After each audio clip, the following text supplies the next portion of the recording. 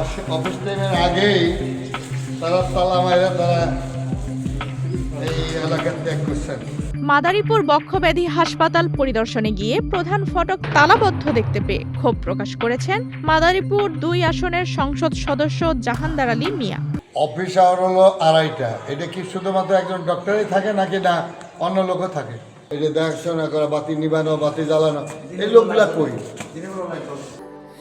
Sandalina so, রূপচর্চায় আভিজাত্য।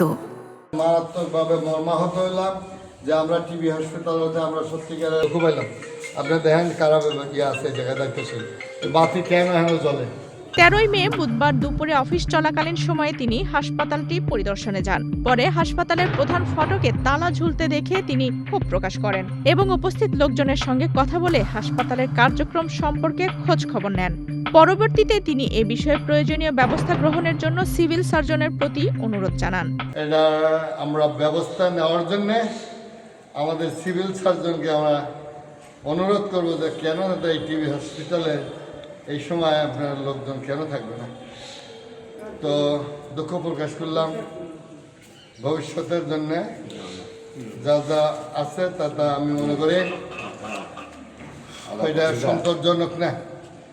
এটা ব্যবস্থা নেওয়ার দরকার। ব্যবস্থা নেওয়ার জন্য সিভিল সার্জনকে আবারও অনুরোধ করবো, অবশ্যই জানি তারা ব্যবস্থা নেন। এ সময় তার সঙ্গে উপস্থিত ছিলেন জেলা স্বেচ্ছাসেবক দলের সাধারণ সম্পাদক অ্যাডভোকেট মাসুদ পারভেজ, জেলা ছাত্র দলের আহ্বায়ক মেহেদী হাসান জাকির সহ বিভিন্ন পর্যায়ের নেতাকর্মীরা।